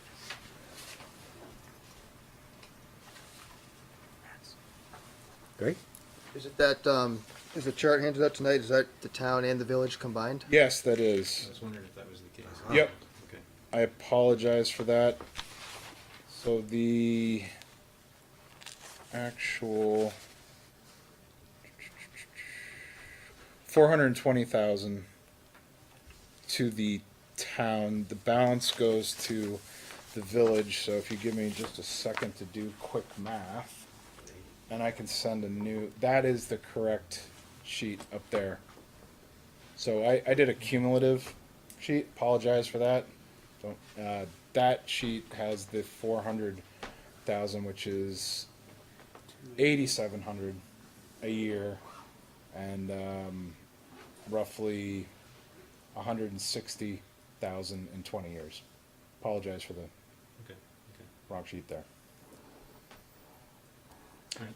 Another thing that is part of the offer, which I stated the first time we made this presentation to the select board, is we will be covering the legal expense for the review of the contract, so there's no out-of-pocket cost other than your staff's time to review this, and we've made the same offer to the village and the school. I do know that the village trustees may contact you if you do decide to go with us to streamline that, if there's any way to share legal review expenses, and we're in favor of that, and we'll be covering those costs. The village is currently reviewing, village is currently reviewing applicants for village attorney, so we may just look maybe to do town review, and then as long as it has a legal review for a municipality such, we may make a recommendation just to go with one. So what's the risk to the town by moving forward on this? It says here there is no risk. That's, you never get a free lunch, so there's gotta be something. Opportunity cost and the time that you've taken with us to review these contracts and then going back to paying just your bill to Green Mountain Power. Yeah, your risk is if the thing doesn't work, you pay your normal bill. Because You never pay more than it. no, what we've done is we've actually gone to actuals. It used to be a few years ago when we would enter into these contracts, we would do an average over the year and then bill a predictable bill on a monthly basis. But from our amount of working with public institutions came the conversation of, well, if we don't want to carry you through your non-production months, like during the winter, where we may not use the power on our bills, so we move to an actual billing. You only pay for what you use, and then our promise to you is the amount of credits that we reserve for that based on the in-depth energy study that the Energy Committee has done, and then I worked with Dave and company to make sure that that was in line with what is available for the town to save on. Okay. All right, any other questions for, yes, Andy? Yeah, elsewhere in our agenda, there's a discussion about the battery partnership with Green Mountain Power. Yep, that's a separate project, Yeah, and yeah. you'll see us again on that. Okay, yeah, that's a very cool thing. Yeah, that's We're great. excited, yeah. Elaine? Just a observation, correct me if I'm wrong, especially members of the Energy Committee, but Essex is already home to one of the largest solar arrays in the state. And adding this into it will really make Essex a leader in renewable energy. That's the Wickham Farm one? Wickham Farm, Yeah. that's right. Yeah, and that's not a bad thing to be known for. Not at all. Yeah. That project was really exciting too, because you had a big press event behind that when they interconnected that and really familiar. Right. That was one of the first big ones, really cool. Yeah. Okay. Sorry, one more. Andy, go ahead. The back of your package, you have a long list of potential off-takers. So you're still negotiating with other municipalities? Oh, no, that's all people that we're doing business with. That's Okay, a so partial this is list of other- off-takers that are currently working with us. Not on this project. No, Okay, no, okay, no, okay. just in general. Okay, Yep. all right. I was just wondering, it's like, holy crap. No. Gotcha. Okay. So what do you need from us tonight, anything?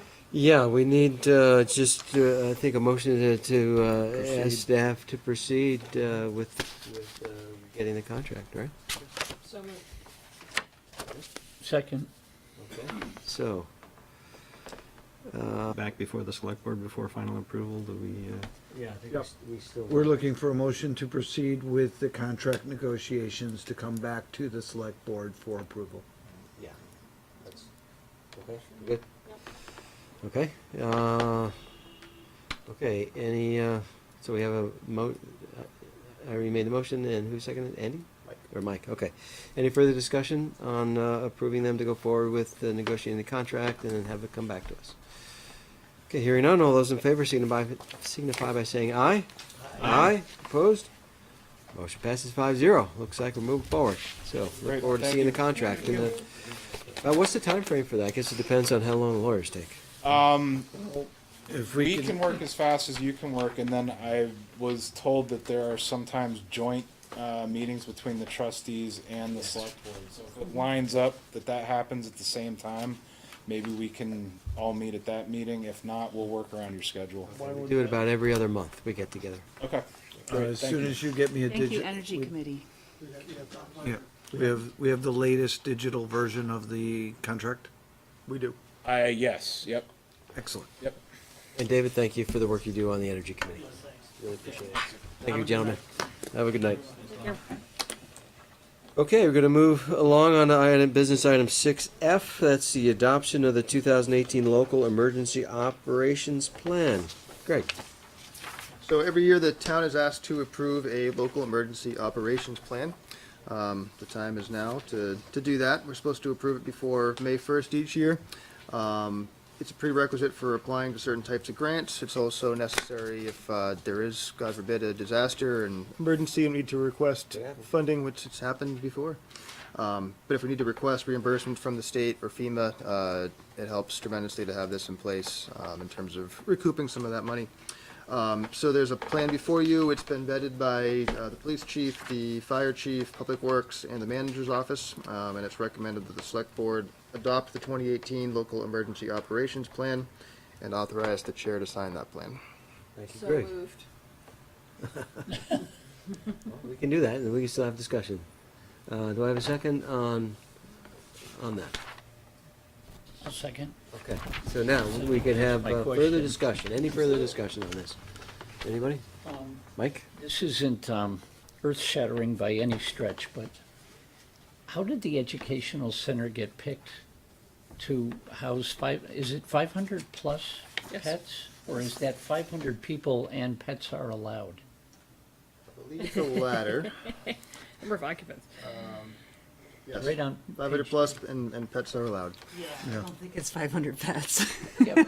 Right, I didn't think so either, but I'm wondering how the school got picked to house pets and the other two didn't. I'm Maybe they're just nicer. Both have concrete I don't know. They have carpeting. Yeah, I'll have to. I'll have no to carpeting check. in the high school, right? Right, So it's right. easier to Yeah. clean up, probably, for one, maybe. I don't know, but I can tell you that there has been a very large movement to make sure that people do bring their pets. And Oh, whenever yeah, I these know. People, one of the reasons they don't leave their homes Exactly. is because they do not want to leave their pets behind, and it ends up creating more burden on the responders. And it also has people wanting to go back into their homes faster before it is actually safe for them to go back in. Don't misunderstand, I'm all for it. I'm just wondering how the school got picked over the exposition, which would seem to my memory have quite a few Yeah. kind of rough buildings without carpeting down. I was just kind of That's true. wondering Yeah. about that. I assume they thought about it. I don't know if they volunteered because they're the one really public entity as opposed to the church and the exposition, but that's just speculation on my part, which I shouldn't do. Okay, any other comments or questions before we vote on the SOPS plan? Okay, hearing none, then all those in favor of adopting the 2018 Local Emergency Operations Plan and authorizing the chair to sign it, signify by saying aye. Aye. Aye. Opposed? Okay, motion passes 5-0. Excellent. Okay, we're gonna move on to business item 6G, and that's adoption of rules and regulations for orderly conduct of business. It seems like we see this one a lot. So Greg, Back to back. there were two main changes, I think. One was going from having a vote unanimously to continue from midnight. We moved that to 11. And in order to amend the agenda, we had a 75% requirement, and we're saying, let's just make it a majority. Majority, yeah. Super majority, right? Those are two? Those are the two. Okay. Any concerns about that? We all agreed to it last time, I think. Okay. Second motion? I would love a motion. I would move the select board adopt the rules and regulations for orderly conduct of business. Thank you, Irene. Do I have a second on that? Somebody else's turn. Second. Okay, Andy, very good. Any further discussion about adopting the rules and regs of orderly conduct of business? Okay, hearing none, all those in favor signify by saying aye. Aye. Opposed? All right, that one's done too at 5-0. And we're going to move on to next item, which is 6H. That's Kids to Park Day Proclamation. I don't see a name on that, but I assume it's Greg. That would be me. Kids to Park Day. It's another one that you've seen before around this time of year. And this year, National Kids to Park Day is on Saturday, May 19th. The Parks and Rec Department put this together, or put the memo together and presented you with the memo. I apologize, the memo in the packet had a couple of typos. It listed Sue as still being on the board, and Andy, we forgot a D in your name, I'm sorry. So, Any in the signature form, Any Watts. Any Watts will do. Matters. Any Watts will do. They're all Any- good. Yep. They're all good. Boy, I missed that one. okay, now that you say it, I can go white out the corrected version. How many But yeah, times there is a corrected version in your to be signed sheets. Otherwise, it's just a nice event put on by the National Park Trust, and looking for the select board support to proclaim as such in Essex on May 19th. Okay. We usually read it into the record. I can't remember if we read it before or after we approve it. So, yeah, how about that? The new clerk of the select board, one of the duties, if you don't mind, if you would read the proclamation of Kids to Park Day. Certainly. A proclamation, Kids to Parks Day, Saturday, May 19th, 2018.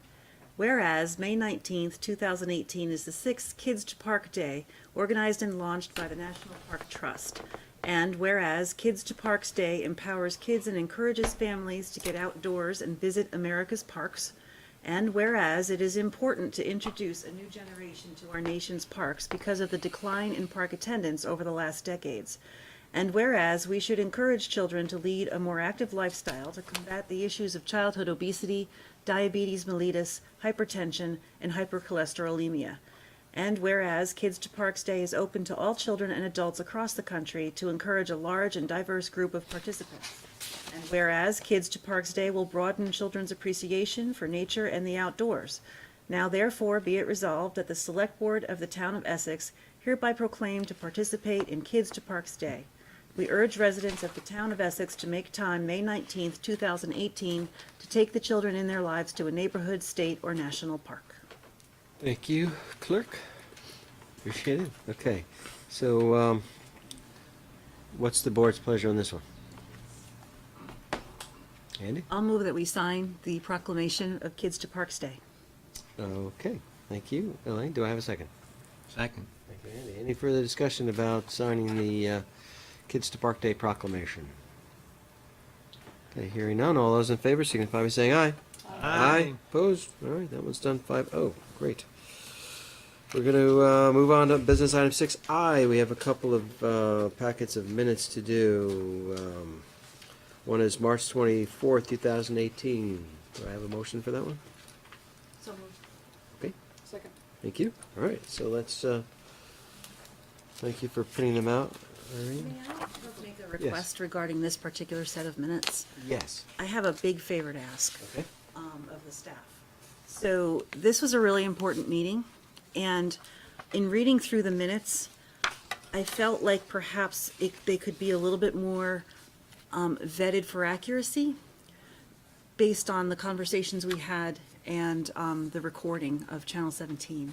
So I would like to request, I know this is unusual and I don't mean to burden the staff with a lot of extra work, but I would request if staff could review the video and make sure that these minutes are more accurately reflective of the conversation in general. So these seem different than the others somehow? Not different, but some context is not as accurate as it could be.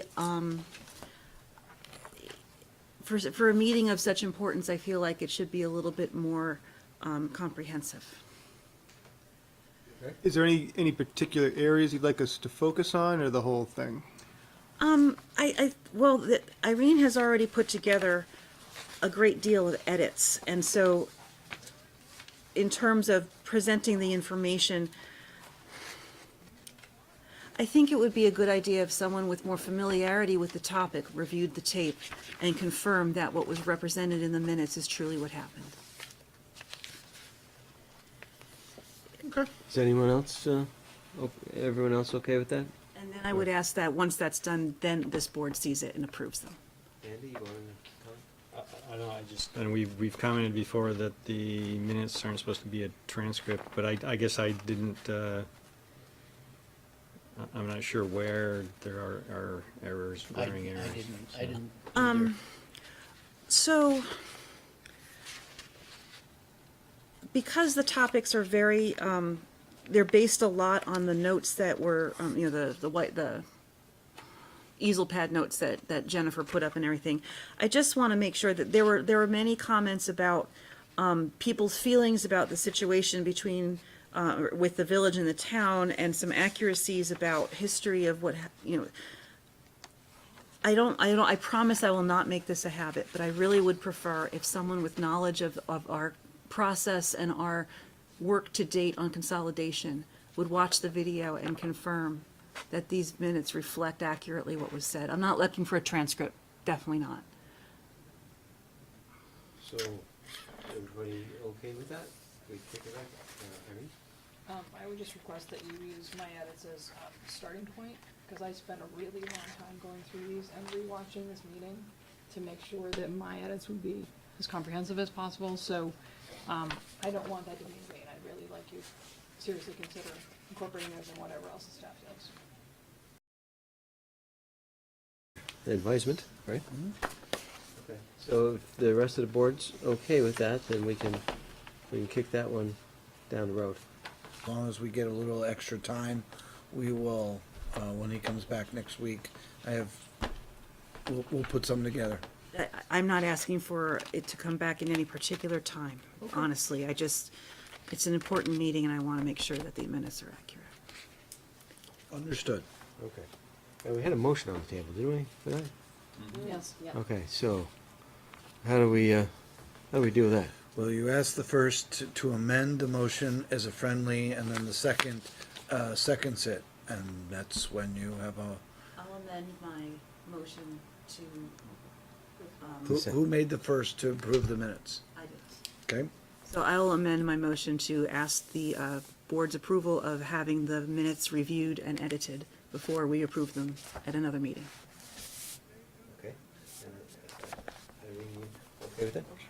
Okay, all right. Any further discussion on sending the minutes from March 24th, 2018 back for additions based on the tape and Irene's notes? Okay, hearing none, all those in favor signify by saying aye. Aye. Aye. Opposed? Okay, motion passes 5-0. We're gonna look for a motion to approve the April 2nd, 2018 minutes with select board corrections. Do I have a motion? So moved. Thank you, Irene. Do I have a second on that? Second. Thank you, Mike. Okay, let's start on page 1. Irene? You'll notice that I provided some of these also to folks, just because there's extensive changes I'm suggesting. But there are fewer extensive changes and they're more concentrated, so hopefully we can get through this. On line 35, I'd like to delete the end of the sentence so that it now reads, Ms. Renner stated the invitation was in the door of one of Mr. Levy's neighbors. Okay. And then she noted on the next line.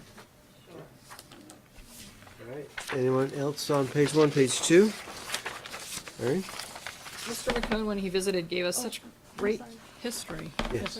Is the procedure for one member to go through edits, or do we do one page at a time? We do one page at a time. Oh, okay, I have a page Sorry, one. that's a different one. Okay. Sorry.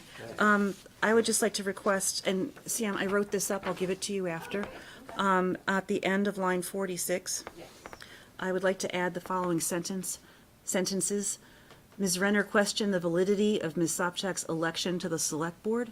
Ms. Sopchak responded that she won the election by a margin of 18 votes, which was confirmed by official recount. I disagree with that. I did not question the validity. I just questioned plurality versus majority. That's all I pointed out. I didn't question the validity of anything. I was My pointing edits out stand. plurality.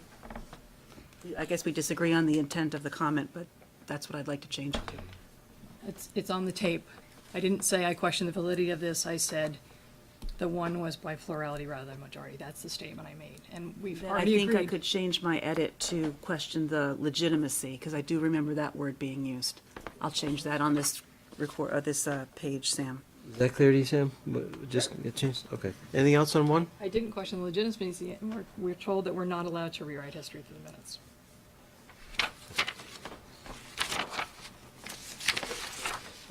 Page 2. Irene? As I was saying, Mr. McCone mentioned a great tidbit tied to history and Essex, so I'd like to add the following paragraph. As a new one at 92, Mr. McCone mentioned that Blodgett Ovens, which is in the process of moving to Essex, was founded by a Gardner Spring Blodgett back in 1858. He designed and sold folding ovens to the Union Army. Okay. Anything else on 2? Okay, then we're gonna, page 3. Page 4. Page, Irene, do you have something on 4? Nope, I'm waiting, thanks.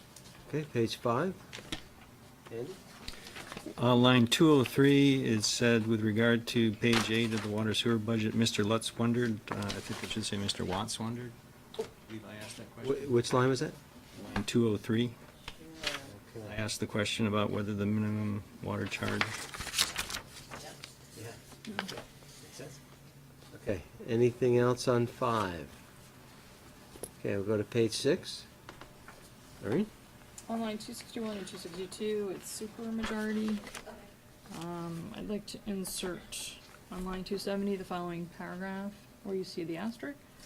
Ms. Runner offered an example from December when members have provided background information, but staff were not to be part of the conversation, nor was the chair supportive of an executive session. Ms. Sobczak suggested that the full board be approached with such a request in public. Okay, anything else on 6? All right. Line 276, I was the first person to suggest 11 o'clock. All right. And finally, on 290, Ms. Renner asked about the letter from the church on the consent agenda. Evan replied, blah, blah, blah. Yeah. Okay, anything else on 6? Okay, do we have a 7? Yes, page 7. Page 8. None, all those in favor I of don't the know April? what we're voting on. Pardon? Point of order, I don't know what we're voting on for the change on page 1. The change that Elaine suggested, right? And Sam up and changed it to legitimacy? That's right. Okay. That's the one. Okay, all those in favor of the April 2nd, 2018 minutes with select board corrections signify by saying aye. Aye. Aye. Opposed? Nay. Okay, motion passes 4-1. Okay, let's see, where are we? We're on consent agenda. Do I have a motion to approve consent agenda, please? So moved. Thank With you, Irene. select board member comments? With select board member comments, yes. Do I have a second on that? Second. Okay, so, comments on consent. Anyone? Andy? The human services funding applications, thank you for including those. Always good to have them, especially when you get the whole packet, because it's a big thing. There are a number of organizations that were on the list last year that didn't have applications in the packet. I contacted at least one of them, the Essex Jericho Underhill Food Shelf, and they said that they did send their application in January. Should I ask them to send it again, or is there a? You can ask them to send it again. I'll double check to make sure it didn't slip through or fall through anything. I believe we sent it out to everybody who's submitted in the past, but certainly. And I think in the past too, that when we've had organizations that have applied in the past, but we haven't, but their applications are missing, we reach out to them specifically to say, hey, did we lose yours, or did you forget, or did you? Because I know occasionally an organization will say, yeah, we blew it, we missed the deadline, we'll come back to you next year. And I think that's what Prevent Child Abuse did last year. They missed the deadline. I guess I don't know if we didn't give them money last year, did we actually ask them if they wanted money this year? That's the other question I would raise. Not sure about Prevent Child Abuse, but we can track it down. I'm almost positive that we reached out to everybody who Okay. didn't receive them who we expected to, but I'll check on Prevent Child Abuse. All right. Any other comments? Elaine? So, apologies and thanks for the barrage of questions that I sent Max and Evan and Greg about the human services procedure, because I'm new to this, and so I wasn't sure, because these items were in a consent agenda, I panicked that I was supposed to read all this stuff in a weekend. Sorry about that. So, but I just have a request, and Greg, thank you for the answers you sent me. I just have a couple questions about when we do discuss it, would it be possible to receive a aggregation of all of the applications, like the name of the organization, the dollar amount that they're requesting, so that we have it in one place?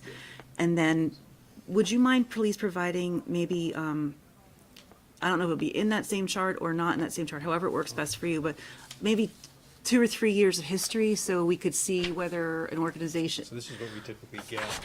This? Is That's a what we get. recommendation from the manager that has exactly that on it. Where, was this from last year? This is from last year. Oh, It's also okay. it's got some of my own markups on it, so you can't have that copy. So Can we have yes, this? you can get that. Yeah. Thank you, my apologies, I didn't know. So assuming Evan follows a similar procedure, he should get one. That would be hugely helpful. That he is not aware of. Yeah. Right. Seem to be Yes, aware. Thank you for asking the question, because I meant to bring that up too, to make sure you understood the process. I'd also, maybe, I don't know if it's we should do it during the deliberations over these particular applications, but it would be helpful for me to understand the criteria that the board uses to make the approvals or disapprovals, and whether there are policies in place, and what kind of procedures and standards we follow to award these amounts. We don't have a rubric per se, but one of the requirements is that all of them have a 501c3 to be considered. And the manager makes the recommendations, and then we review them and see if we agree or disagree. We did have a discussion about maybe going and having a citizens panel do it and so on, and kind of circled back to say, well, it's our responsibility, we're gonna do it. But typically, it's the manager that makes the recommendation, and we say yay or nay. Sometimes we move things around a little bit if somebody has a good reason. Andy? A couple of years ago, I took the eco scorecard from the CCRPC. There's also every 3 years, I believe it's every 3 years, together my assessment of the prioritization of the needs based on those reports. And I've shared it to the select board, and I actually pulled out last year's copy this afternoon, and my intent is to update it with all the request numbers in it and all that. So it does, and again, it's my interpretation of the results, and for the past couple of years, I've shared it with the select board as a potential way to prioritize, but you're free to use your own methodology as well. Well, I think that's really excellent, and I would want to add to that the heart and soul community values. Like we, at both boards, I believe, adopted those 6 community values and agreed to set policy based on those, and so we might want to bring those back out and make sure that we're following those. Can I ask 2 more questions about this? Time to do it. How do organizations know that January is the time when it's time to apply? I'll let Greg answer that one. Or I can answer it. I'll let Andy answer that. Okay.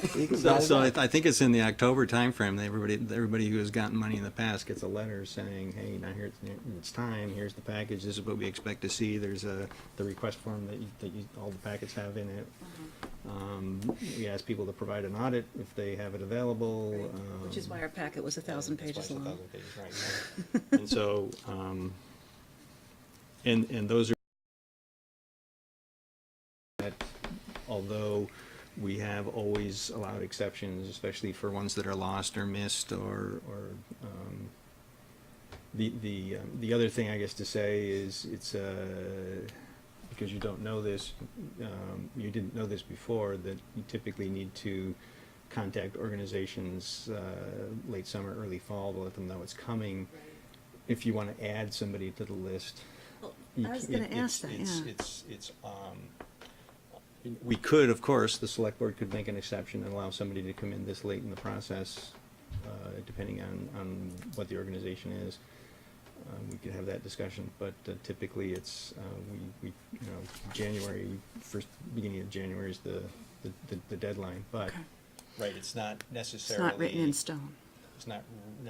It's not. It's a little flexible. It's somewhat flexible, and the other thing to say is that it's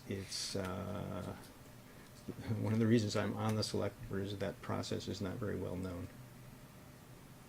And so it's an organization that serves individuals in Essex may not know that there's funds available from the town of Essex unless somebody tells them that. And so And do we tell them? Is there announcement to say that its grant period is open? And we have in the past published put something out saying asking for.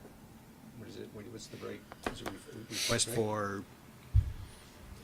Yeah, I forget details. I have a memory of us doing something to publicize this. To be totally honest, this is pretty. All the people who used to handle this have moved on, so it's the current staff who's dealing with this is also learning how to do it and how to improve it, and we can Put certainly. something in the Essex Reporter, we got no responses from it. Okay, so that says to me that The typical way for organizations to get added are for select board members or members of staff to contact organizations, let them know. So that they can generate an application. I think that is amazing that we do this. I would just caution that offering grant funds by invitation, excuse me, I'm sorry, I didn't raise my hand. Or are you waiting for me? Go to- ahead. I'm waiting for you to finish. Yeah. Not for you to stop. I would think that any nonprofit organization that happens to know that approximately $140,000 in grant money is available on an annual basis and doesn't apply for it, they're falling down, but we're not sharing that enough. I would say that we're not sharing that enough. Like, for example, I was surprised not to see a couple different local charities like Aunt Dot's. It's not on the list. So, again, I'm new, and I'm not trying to be critical of the process, but those are the questions. Fresh eyes is good. There's obviously room for improvement, always, whatever we do. Andy? One thing to be careful of is to call it, if you don't, we can't call them grants, because that implies that we have to do some follow-up as to how they actually use it.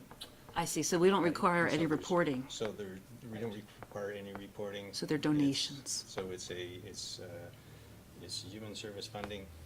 Got of it. our budget. Okay. So it's I asked that question before too.